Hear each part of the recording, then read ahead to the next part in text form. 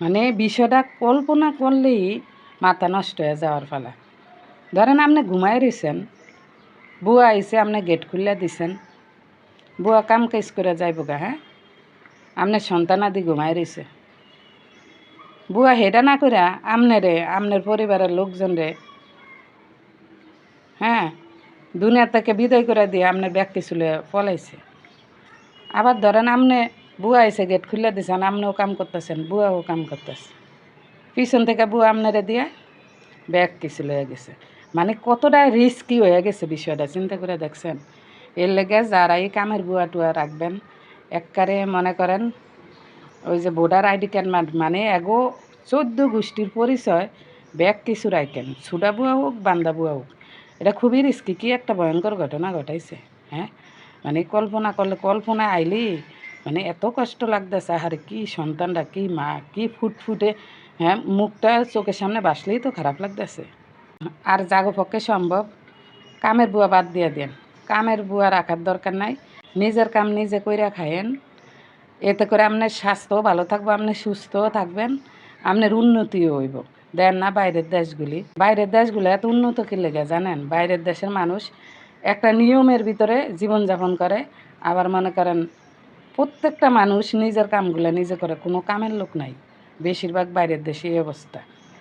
আর এইসব দেশগুলোই কিন্তু অনেক উন্নত। আর বাংলাদেশের অবস্থা কি দেখছেন? একেবারে ধ্বংসের পথে। আল্লাহ কইছে তুমি ইবাদত করো আর পাশাপাশি রিজিকের সন্ধান করো, রিজিক দেওয়ার মালিক আমি। বুঝছেন? আমরা পারি না যে মানে এমন কুইরে আমরা পারি না যে একবারে হুইতে থাকি আর আল্লাহ বেতন খাওয়ান হালাইব হেরে আমরা খামো। এই কুইরামির কারণে আঙ্গ দেশের এই অবস্থা, আঙ্গ পরিবারের এই অবস্থা, আঙ্গ শরীরের অসুখ বিসুখ যায় না, আমরা বেশিরভাগ অসুস্থ থাকি। একেবারে হাসা কথা, খালি আঙ্গ এই স্বভাবের কারণে। অলসতা কিন্তু খুব খারাপ জিনিস।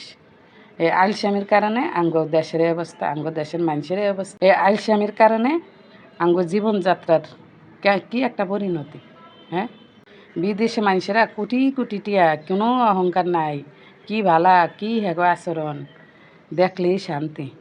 আর আঙ্গ বাঙালি 2টা টিয়া হয়ে গেলে ও মা গো, এই 2 টিয়ার একবারে পাওয়ারের ঠেলায় আপনি দাঁড়েও যাইতে পারবেন না। আঙ্গ বাঙালির এই অবস্থা। মানে আঙ্গ স্বভাব দিক দিয়েই খারাপ, কোনো দিক দিয়ে আঙ্গ স্বভাব ভালো নাই।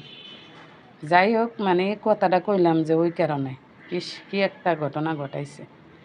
মানে চিন্তা করলে ওই যে আমি কইলাম আমার মাথাটা নষ্ট হয়ে যায়। আল্লাহ ব্যাগকে হেফাজত করুক, ভালো রাখুক।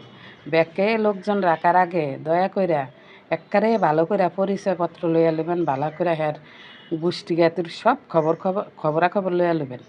হ্যাঁ, যে কোনো মুহূর্তে আপনার লগেও বইটা যাইতে পারে, এরকমই।